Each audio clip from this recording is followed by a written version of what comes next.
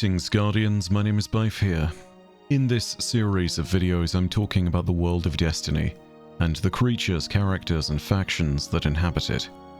In this moment of stillness, we can stop and see the world for the garden that it is, with the hope that one day it shall bloom once more. The greatest enemy in the history of humanity had been defeated. In the aftermath of the battle deep within the pale heart of the Traveler, our foe, the Witness, was laid low by the power of the Traveler's light and the Guardians who wielded it. But in the aftermath of it all, the combination of the Traveler's light and the Witness's darkness would coalesce into the Echoes, paracausal manifestations filled with both light and darkness, potential and memory.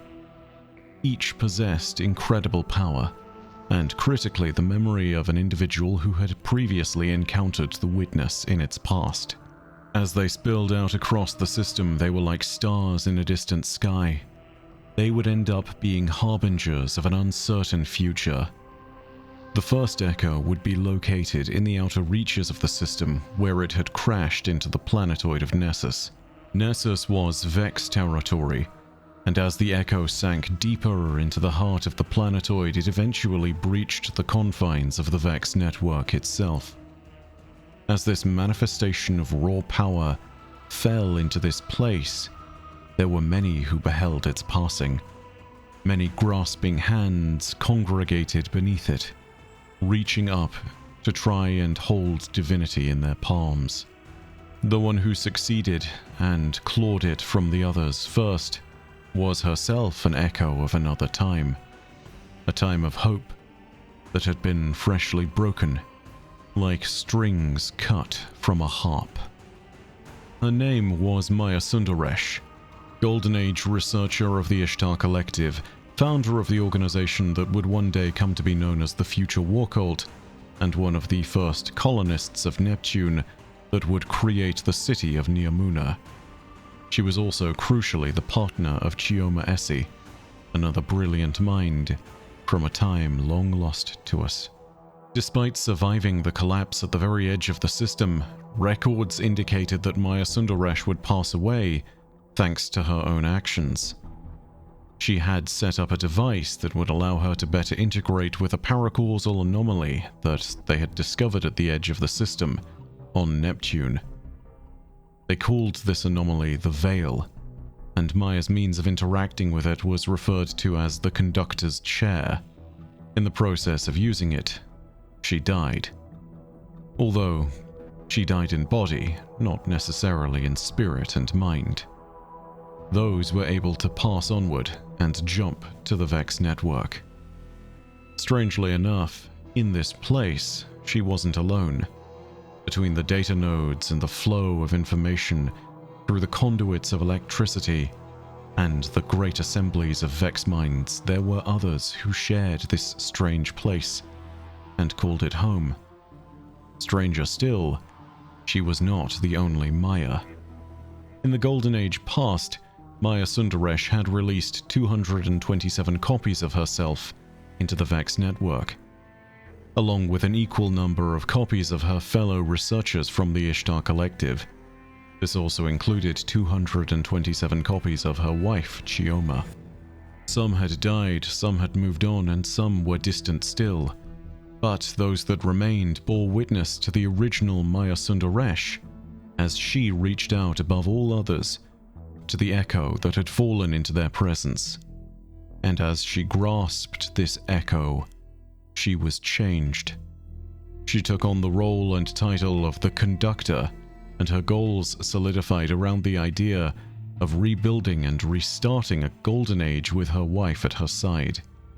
But this vision of a perfect world that she imagined was twisted by obsession and corruption. Maya's need for perfection would undo all the good that she could have done. She used the power of the Echo first to take control of the Vex on Nessus. She would liberate them, making individuals of them, and yet, still, they would play to her Conductor's tune. She would control them. Then she would try to use the Echo to take control of us. All the while, She searched the simulated copies of her wife that were also within the network, looking for her Chioma, the original Chioma Essie. As it so happened, the original Chioma had also followed her wife into the Vex network. She had hoped to find her again, but when they were reunited at last, she saw that Maya had become a monster, and Maya did not believe her to truly be her Chioma. And so, Maya killed her. Not just her original wife, the wife that she was looking for, but 100 other copies, all of them equally legitimate, all of them with their own partner Maya's still in the network. Most of them afraid, most of them confused, all of them innocent. When we discovered Maya's lab where these terrible experiments were taking place, it had become incredibly clear that Maya needed to be stopped. And so, we set about ending her. Between our power and the actions of Saint 14 and Ikora Rey, the Conductor suffered a swift defeat in the Nessus core. But she still had her echo, even as she retreated, and she had the same ambitions as she had before. And so it was that she traveled out to the farther reaches of the system, beyond the edge, to Kepler. Deep in the Kuiper Belt, she found her destiny. For it is there that she petitioned 3. 3 was a member of the Nine, a group of fourth-dimensional consciousnesses with powers akin to godhood. They are each linked to either one of the planets or the sun of our solar system. 3, as it so happens, was linked to Earth. Maya demanded the impossible of 3. She demanded that it trade Earth in the time of the Golden Age with Earth in its present post-collapse state. The Nine are immensely powerful beings, and their relationship with time is different to ours. Even so, this was beyond the grasp of 3's power. It was impossible. And so Maya unleashed a divine punishment on something that might be called a god. With the echo that she discovered, the echo of command, she would be able to use its power to enforce her will upon anything, to force it to do anything, even the near impossible. And after 3's refusal, as punishment, Maya commanded 3 to compress down from the 4th dimension into the 3rd dimension. Understand that doing this would be akin to squashing a person flat.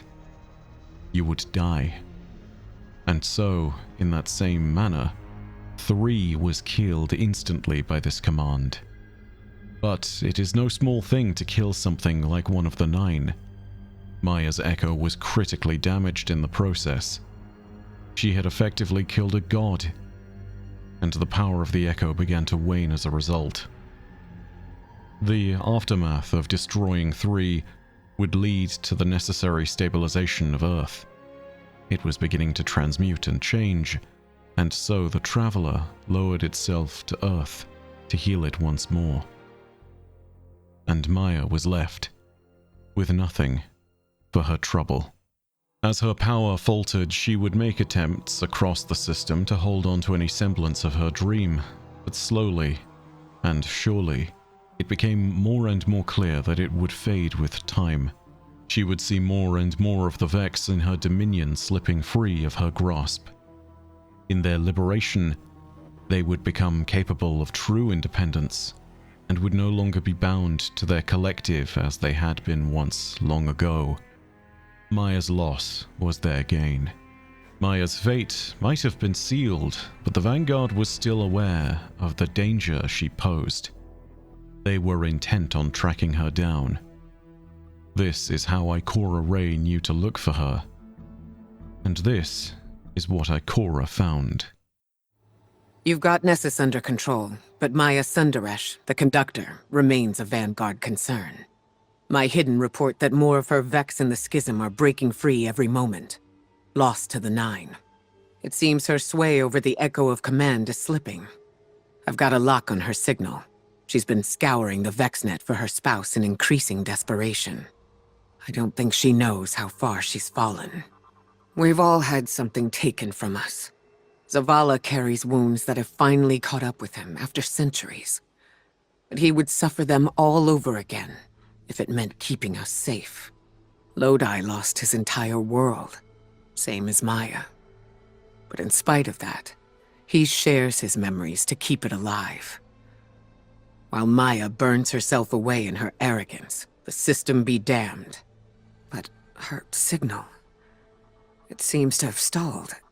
The paracausal reading around her is disintegrating at this very moment. Maya is quiet. She's exiting the Vex network.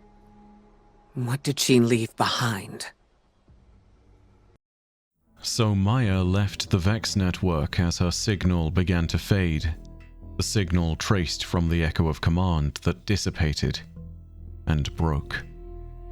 As it so happens, we managed to find Maya's perspective on this particular moment as well.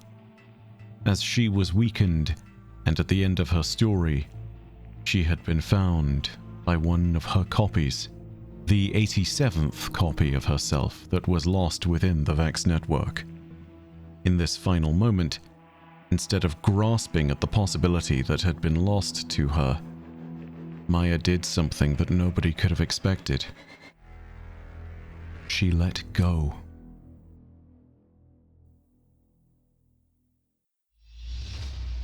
'87 finds me in the depths of the network, inside a sea of simulations. The echo continues to fight me, hemorrhaging to Carl's memories. My time as conductor is ending. I have nothing to replace it with. I am haunted. I am agonized by grief. And I know now my pursuit of Chioma will extend into perpetuity. I am spent. Options exhausted, even as the network spins new simulations for me to tread. I have no purpose left. I could obtain 87's Chioma, but I can't. I can't. You know what burdens you, 87 says. I do. I weep. She is right. I am exhausted and haunted. I betray Chioma one final time and command myself to let her go. Tekal abides, disintegrates, and I am weightless. I see my Chioma. It's the moment I end her. I have everything I had been searching lifetimes for, and instead of embracing her, I kill her. Her eyes are vacant of her exo-soul, the metal of her shell dull and lifeless. I discard her. I discard mountains of her, and climb so I never have to look down at what I have done. I ignore every summit. I must go higher. I must turn. I force myself to turn, and I beg with every fiber of my being that I will not see what I know is there, what I put there. The mountain range of my loss stares back at me with hollow eyes. The echo is gone, suffering its final command from a causal mind. I understand. My Chioma is gone. I would have stopped myself had I looked with clear eyes. I realize I haven't thought about her in an age. Not in all the years I've chased the idea of her. I see her now. It's too late. The same accusations blaze in 87's countenance. The potential of the remainder of my life stretches before me. I collapse. What have I done?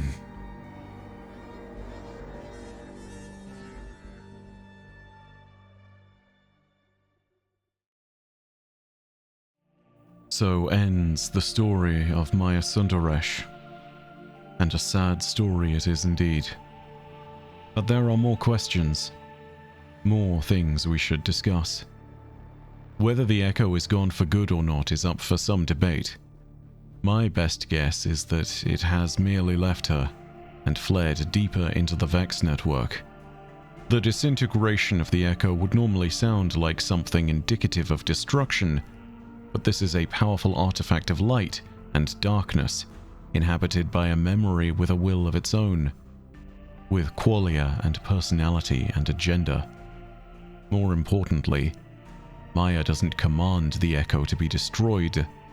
She commands herself, and she tells herself to let go.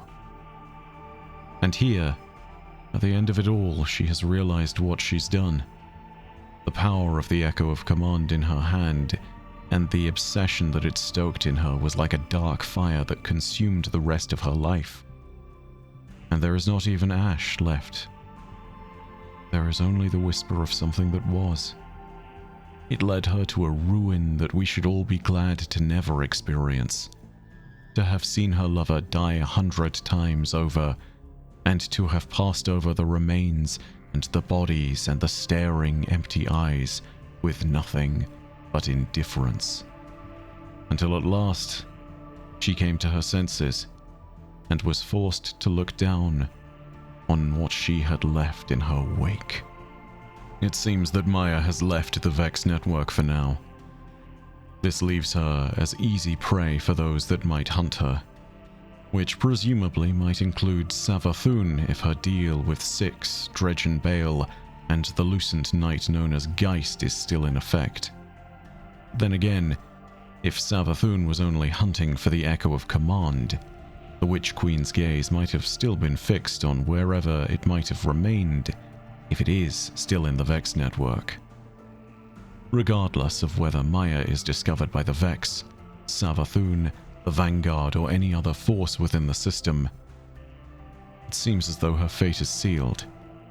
She has seen the potential of her life stretching out before her, and there is nothing left for her.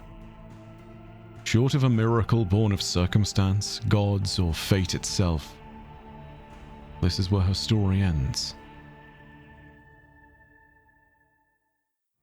But even in this silence, it is not to say that there are not other gods moving with plans and machinations of their own. She has given up her divinity, but there are others who tread a different path, who will make the attempt to climb back to divinity's crescent. And as they rise, they will make strange allies indeed. I am referring, of course, to Xivu Arath. Her story is the one we shall investigate next.